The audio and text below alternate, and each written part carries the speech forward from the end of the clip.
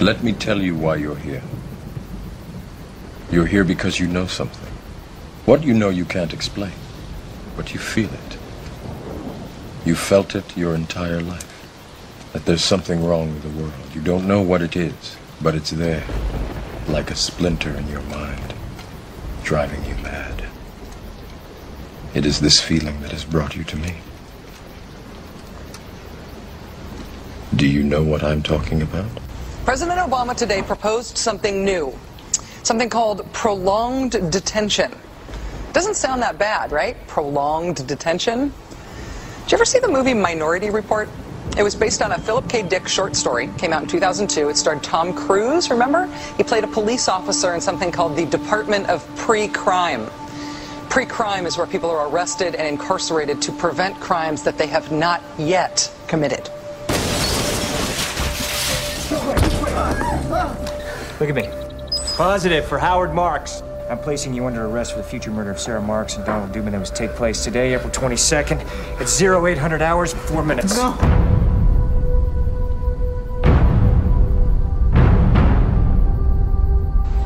You didn't do anything, but you're gonna. Future murder.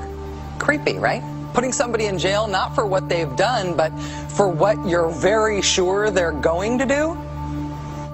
There may be a number of people who cannot be prosecuted for past crimes. In some cases because evidence may be tainted, but who nonetheless pose a threat to the security of the United States. We're not prosecuting them for past crimes, but we need to keep them in prison because of our expectation of their future crimes.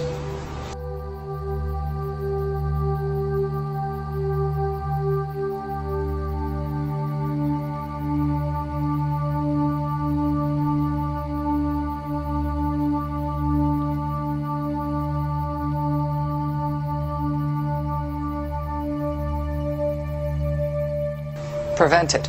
We will incarcerate people preventively. Preventive incarceration.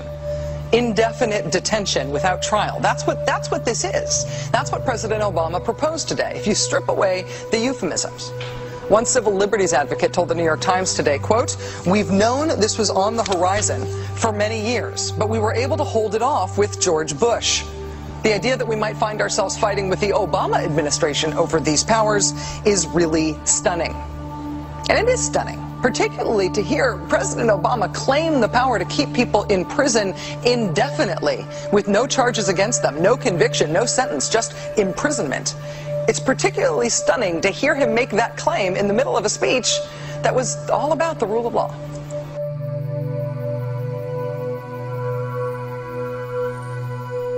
Have an Eyewitness News exclusive, a travesty. A young boy thrown in jail as a 16-year-old high school sophomore. Now, more than 3 years later, this young man is free. Criminal charges completely dropped.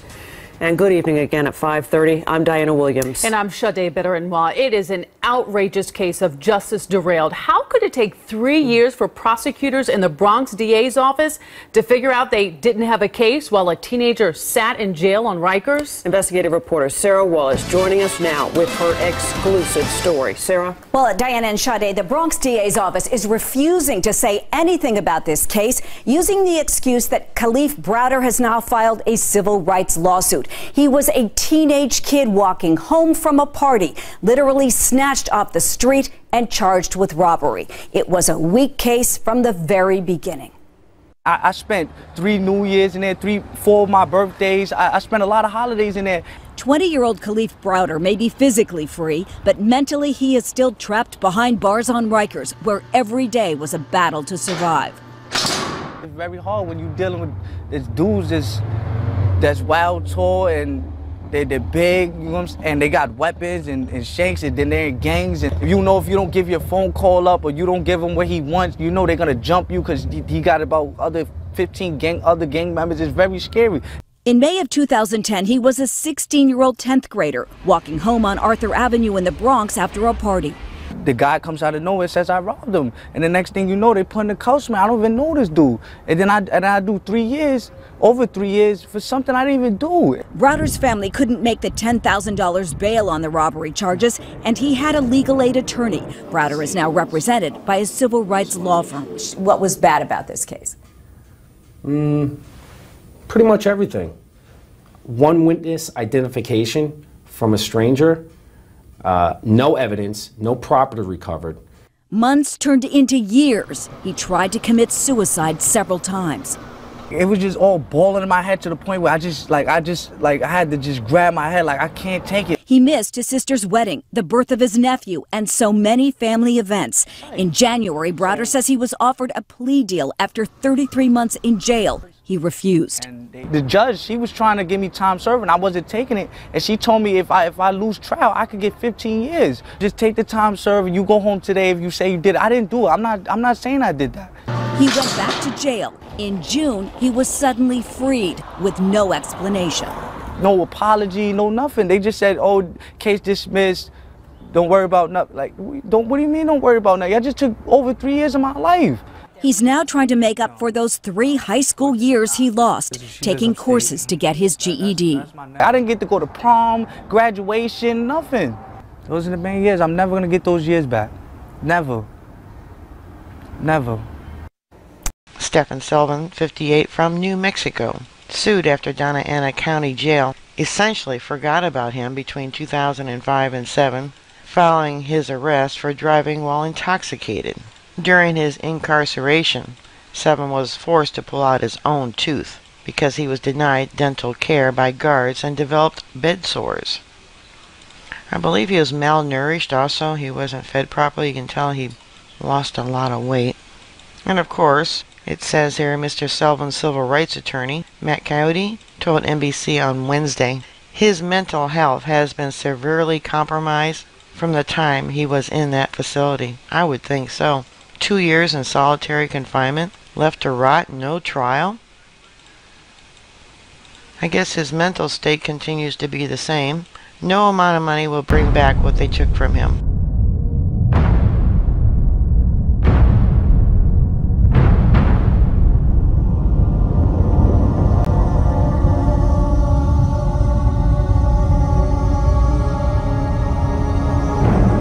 John, don't run. Everybody runs, Fletch.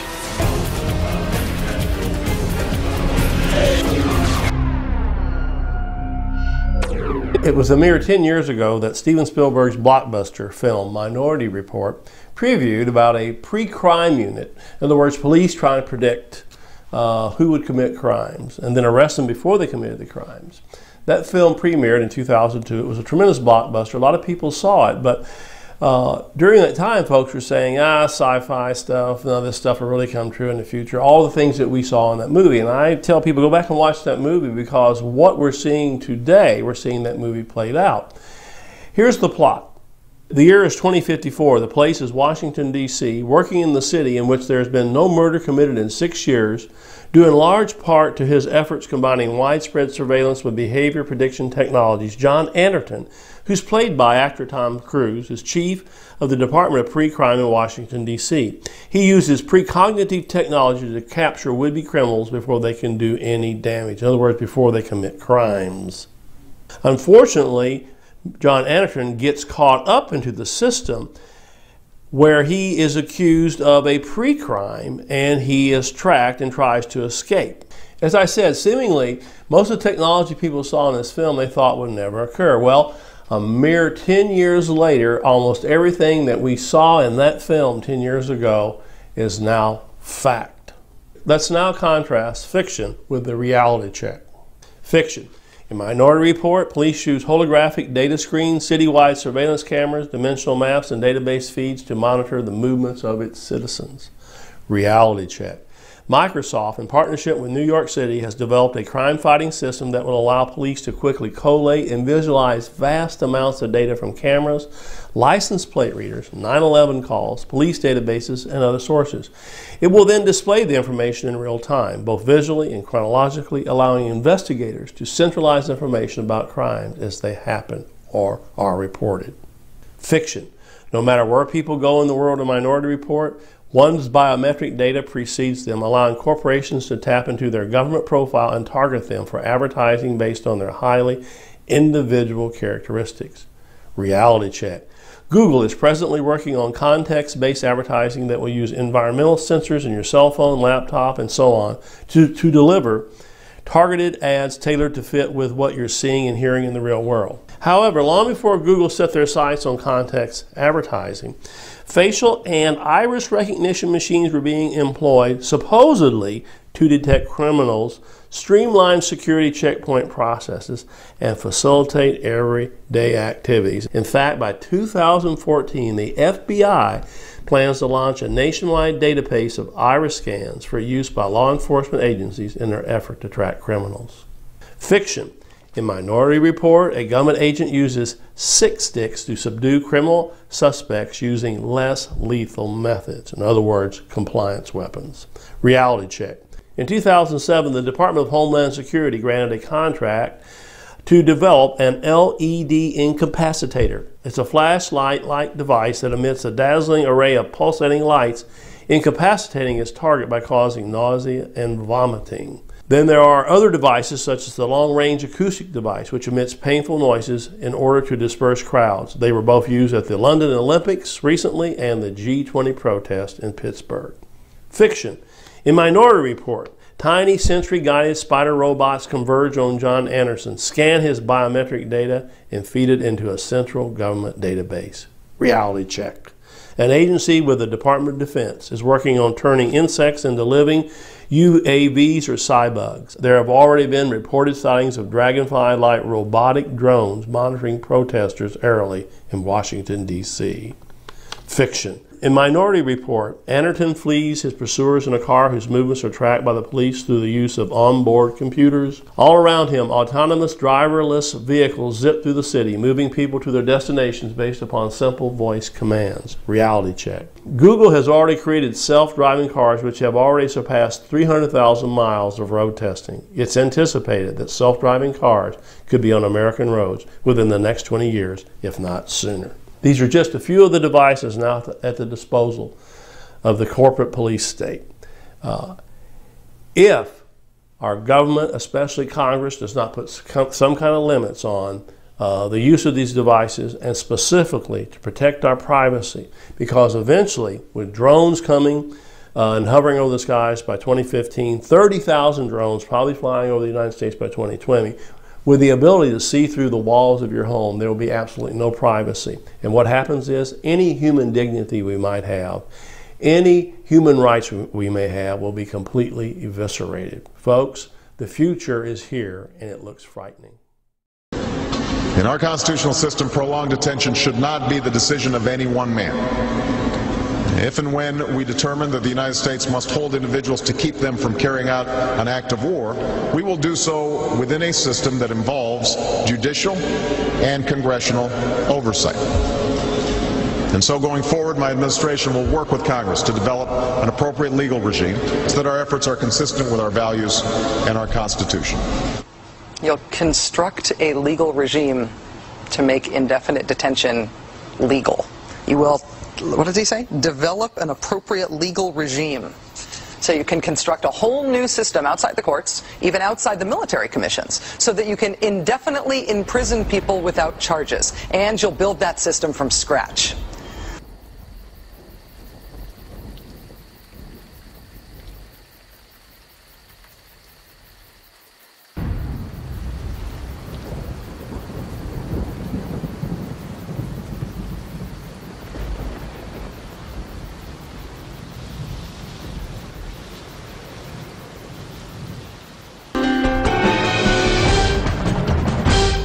Also, Homeland Security says people who oppose abortion or worry about the threat of illegal aliens could pose a radical threat to America. They're the ones we need to be watching at Homeland Security. Why are conservative values suddenly being singled out as a terror threat? from the Department of Homeland Security sent to law enforcement agencies across the country warning about the potential for an increase in right-wing extremist activity. It warns about groups and individuals dedicated to single issues like abortion, immigration, and gun rights, and even raises a red flag about veterans returning home from the wars in Iraq and Afghanistan. Some people, understandably, when they caught word of this yesterday, have issues today. J. Alan Sekulow, Chief Counsel of the American Center for Law and Justice. How you doing, sir? Good morning to you. What do you make of this? Good to see you again. Well, listen, this is outrageous. I've got the report in my hand. I've read it. I couldn't believe it when it came out. Bill, I had our office verify that it was actually correct. When I read it, there's one thing that's glaringly missing here. No discussion about the real terrorists, the Al-Qaeda cell groups and others that are located inside the United States. It's all about domestic. It's not overseas. The most dangerous. It literally changes the entire focus for the Department of Homeland Security has been doing.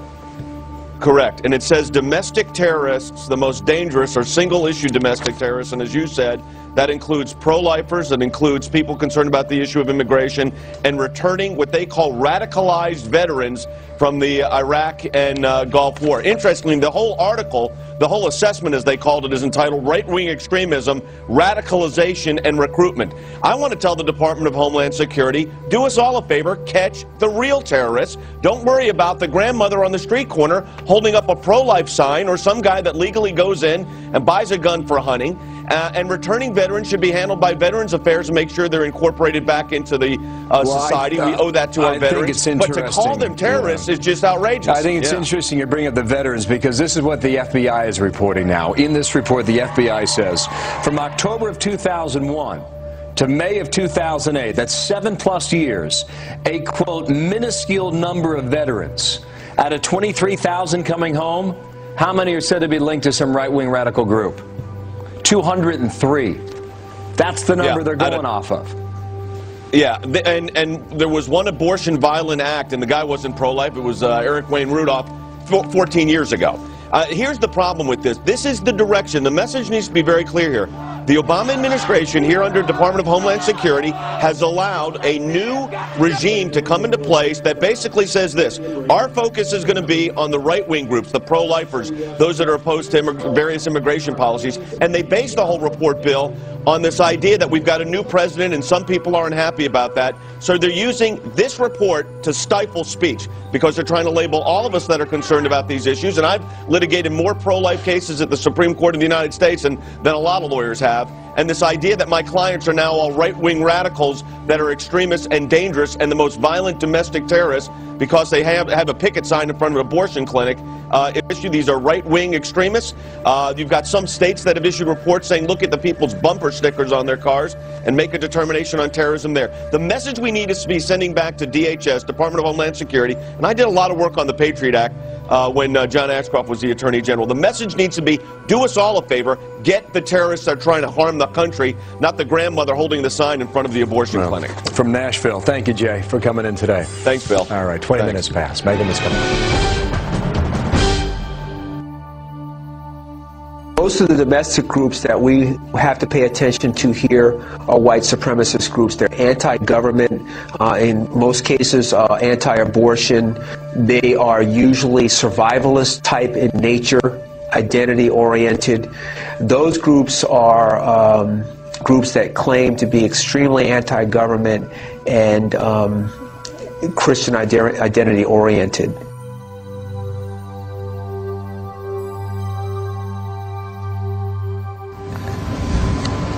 The church in America is going to suffer so terribly. And we laugh now, but they will come after us, and they will come after our children. They will close the net around us while we are playing soccer mom and soccer dad, while we are arguing over so many little things and mesmerized by so many trinkets. The net even now is closing around you and your children and your grandchildren, and it does not cause you to fear. You will be isolated from society, as has already happened. Anyone who tries to run for office who actually believes the Bible will be considered a lunatic until finally we are silenced. We will be called things that we're not and persecuted not for being followers of Christ, but for being radical fundamentalists who do not know the true way of Christ, which of course is love and tolerance. You'll go down as the greatest bigots and haters of mankind and history. They've already come after your children, and for most of you, they got them. They got them through the public schools and indoctrination, and the university and indoctrination, and then you wonder why your children come out not serving the Lord. It's because you fed them right into the devil's mouth. So little by little the net is closing around, and then it's not little by little. Look how fast things are going downhill just in a matter of weeks. Matter of weeks. Matt, Todd Starn of Fox News actually issued an article in which he said that the U.S. Army defines Christian ministry as a domestic hate group. And when that went public and American Family Association was the subject of that particular presentation on an Army facility, the Pentagon came in and now they said that the person who gave that presentation was not authorized or speaking for the U.S. Army, and therefore also said that American Family Association, that was classified as a hate group by this presentation or this presenter. A strong belief system is a very good thing if your faith helps you and others. But if you're judgmental and demand people believe the way that you do, that's a very bad thing, as we see with the jihad movement. Oh, no, he didn't. Oh, yes, he did. He just compared you, literalist Christian, to a jihadi. And note, this is not silly talk. Apart from a great awakening, these things are going to come upon you. Be ready to lose your homes, your cars, and everything.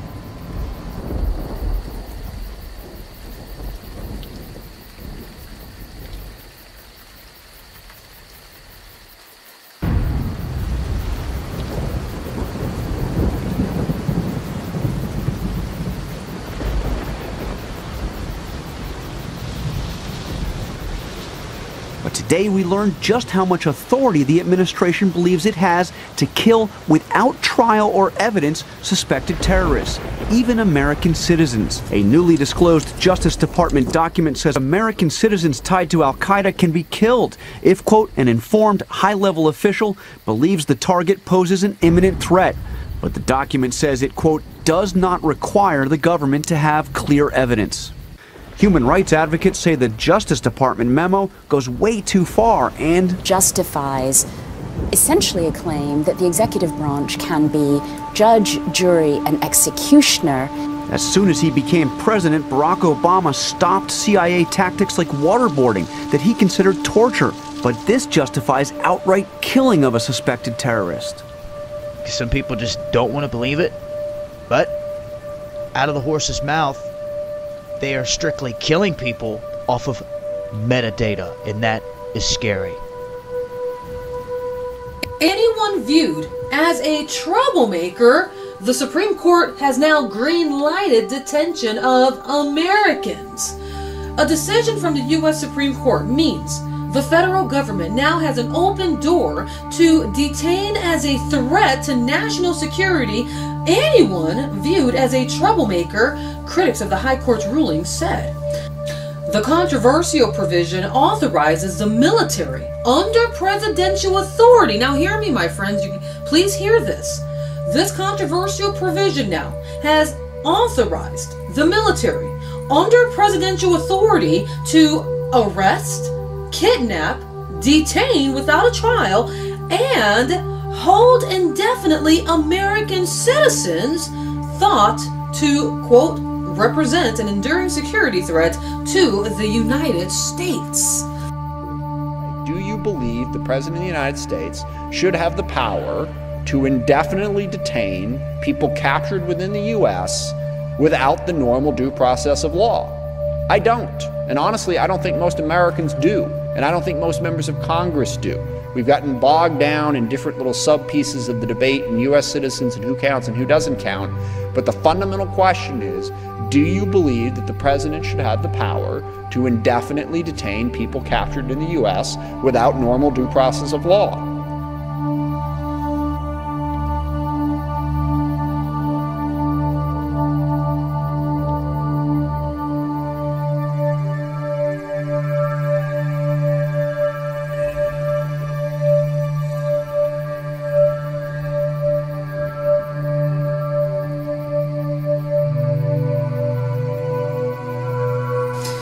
Obama says released Taliban prisoners could absolutely pose threat to the U.S. He says, I released them. They could pose a threat. We may have a dealing with them sometime in the near future, but if that's the case, and if it does happen, we'll deal with it when we cross that bridge. Wow, it's pretty bad.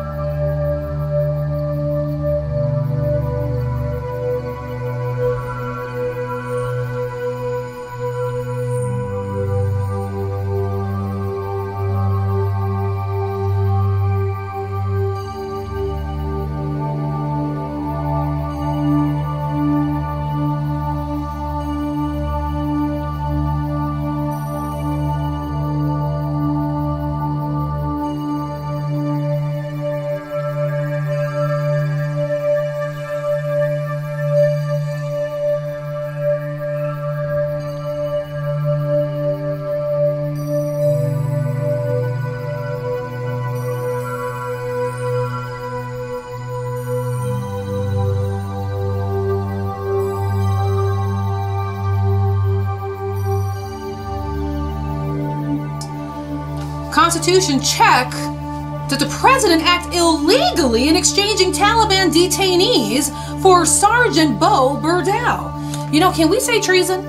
You want to do a spelling bee? T-R-E-A-S-O-N, treason. Because that's what our president did. This is a treasonous act again. It says here, Lyle Denniston looks at an ongoing dispute between President Barack Obama and some members of Congress over releasing Guantanamo Bay detainees with or without the lawmakers' permission. He's done it again. He's just bypassing Congress. He is outright, this so-called, because the so-called constitutional scholar, because Obama is supposed to be a constitutional scholar. He's supposed to have taught in college and learned the Constitution. Like very well. Why do you think he did that? Why would he why was he an expert on the Constitution? Why did he become a constitutional scholar? I'll tell you why. To know how to trample the Constitution. To know the ins and outs of the Constitution. And what he probably realized is that I don't probably have to do too much. Let me just be outright bold and I'll just go as far as I can before somebody stops me. And nobody stopped him because he's still in office. He should have been impeached. But he's not impeached yet, and I'll tell you why. It's because he is purposely in his office, not because of the votes, but because of the mighty hand of God. Obama is judgment on America. My goodness. We are going through a very harsh rebuke, America. Are you listening? Are you getting your houses in order? I hope so.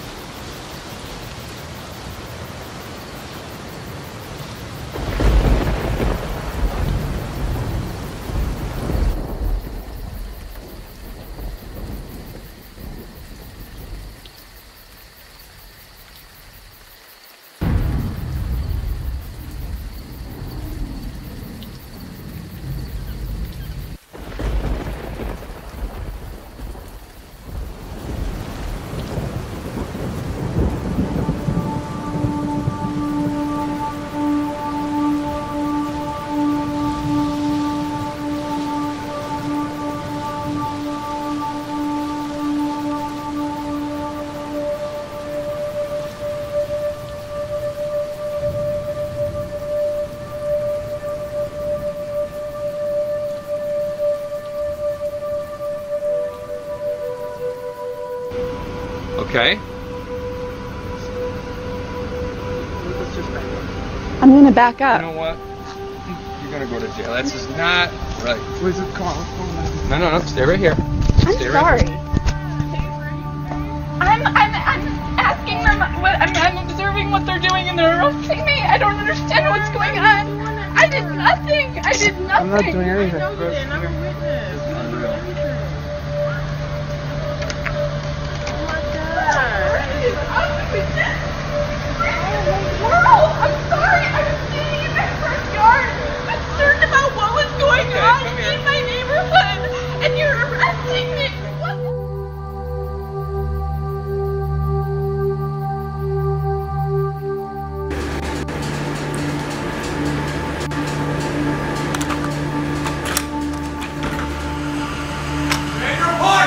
I am in my apartment, sir. Go back inside right now. I am inside. This is my door. I'm standing right inside my apartment.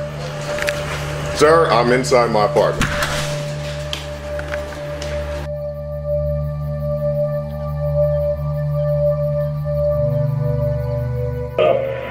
Longbow, go ahead and have this rotation. Come to my location. Don't move the truck. You're all going to jail. You got me? 1074. I'm going to tell you right now to shut your fucking mouth or you're going to jail. You got me?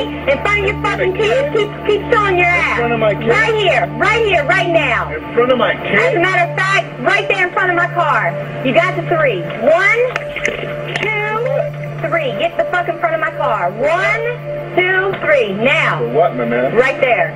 For what? Right there. Put your hands on the hood of my car. For what, man?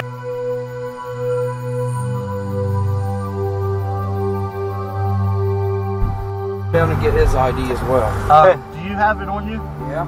Do you care if I pick it up? I can't give it to you after the town.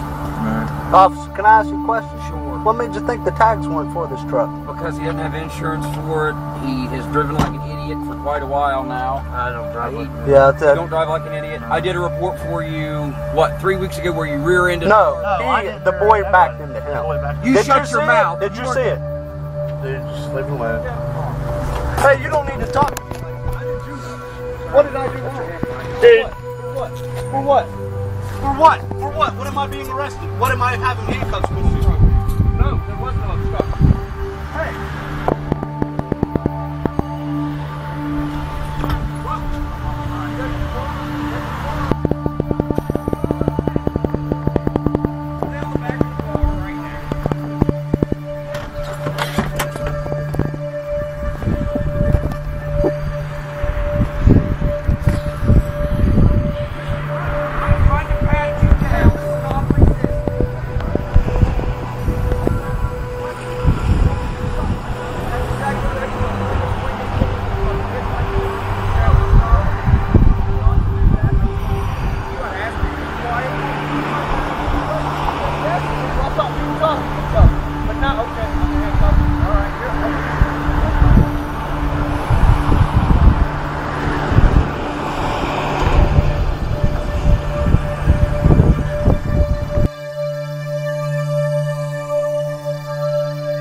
No problem. I'm gonna call some help down here and I'm gonna take you up to the jail.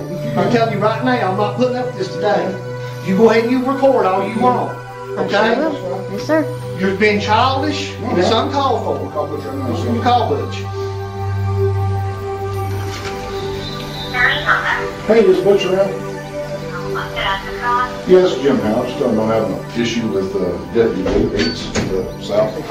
I agree. Yeah. We won't be able to. Okay. What's the difference? That's fine. Okay. It's fine. Okay, good. There's no difference. I'm up here walking to get my kids. There's no difference in a. You have to go by the school rules. You don't call the sheriff on me. Sheriff has nothing to do with coming down Board of Education. School's dismissed. Kids go with me. No, that's not how it works. That's not how it works. Mr. 3. I'm asking you to do the same thing the other parents are doing. I can't stand in line and I'm walking, picking my kids up. Kids that walk, wait till after buses. But kids that walk by themselves, I'm here to pick my child up walking. There's a difference. Trying to be difficult. It's walk or parent. You're trying to be difficult. Nope. You're being childish. Make sure you record that. Not trying to be childish. School is over. My child is being. You're trying everything every day. This whole thing is going to get changed. It doesn't matter. Who says? I say. Watch. Oh, you're the boss? I want. Are you the superintendent of schools? Nope. I need my children. Are you the legislator in Nashville? No.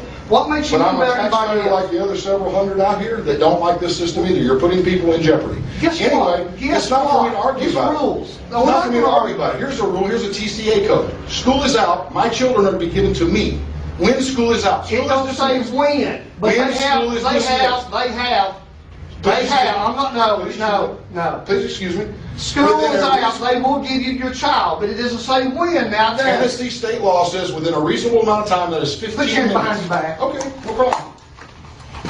Go ahead. Open yourself up for a lawsuit. I'm not standing here arguing with you. That's fine. It's been disorderly. That is fine with me. Call Honda Church. Ambush Bruce.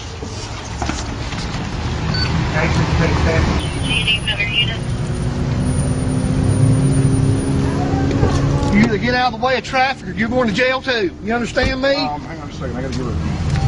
So she can get the house. Is that okay? Is that okay? No. She can't have it. You gonna lock me out of my own house? Cell phone. Just call Carrie. What day, officer? 16-second to Jim's house. That's correct. You can't hold your camera and do everything one time. I can do whatever I want to.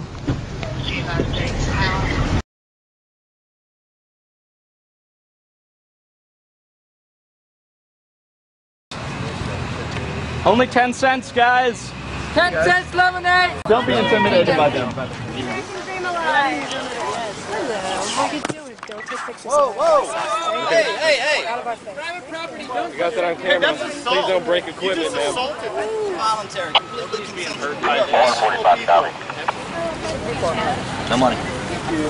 No money. If they want to give you something for free, they'll give it to you for free. They're not giving them any money. 10 cents. You have 10 cents. Don't give them any money. We are free people. You are. Have a good afternoon. This is vending without a permit. Get out of my face. Vending without a permit. So you guys want to be arrested for your cause of lemonade liberation. Ma'am. Come liberate the lemons. Lemonade, 10 cents, guys. 10 cents lemonade. 10 cents lemonade. Come get your 10 cents lemonade while it's nice and cold. Do not use violence. Do not use violence and force against peaceful people. Well, I have. Ma'am, this is not an option anymore. You are under arrest. Leave these people alone. I'm sorry, you're under arrest. Leave these people alone. Leave them alone. I am getting arrested for selling lemonade. Do you guys have services? Lemonade, 10 cents, guys. We've got a few cups That's what happens when you sell lemonade. I'm selling lemonade. Is there anything on you that can hurt me? No. You people should be Why do ashamed you of care yourselves. my head? Lemonade is illegal to sell in America. Stop using force against peaceful people. I spent 14 months in Baghdad, and I can't even sell lemonade on public property. Hey, folks, I'm sorry. I apologize. No, victim not run! No, victim not run! No, victim not run! No, victim not run! What do you think about these people? Let's argue and go. Martin Luther King and Muhammad Gandhi talked about such things. Can you back up just a little bit for me, We're not please? free to sell Back lemonade. up, thank you. Your tax dollars! Your tax dollars today. LemonadeFreedom.com! No victim, no crime! You're nothing but kidnappers! Selling lemonade is not a crime. You should be ashamed of yourself.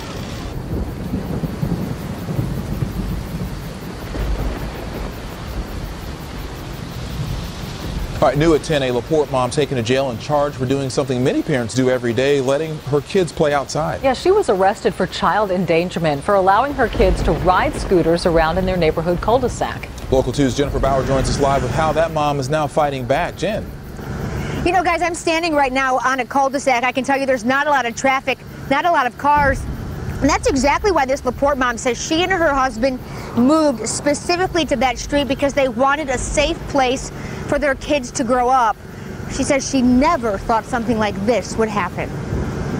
This LaPorte mom says she was arrested and forced to spend the night in jail, all because she let her kids play outside. Orange jumpsuit, in a cell, slammed the door for 18 hours. Tammy Cooper says her kids, ages 9 and 6, were riding their scooters around the cul-de-sac where they live, while she sat in her front yard and watched from a few feet away. A little while later, she says, a LaPorte police officer pulled up. I went out there to see what he was here for, and he says, "No, ma'am, we're here for you." And I said, "Oh, really? Why?" And that's when he proceeded to tell me that he had received a call from one of my neighbors that my kids were outside riding their scooters and supervised. Said, "Well, ma'am, turn around, put your hands behind your back. You're under arrest for child endangerment." Cooper says the allegations are absurd, and she insists her kids were never alone. No, I was out there the entire time. The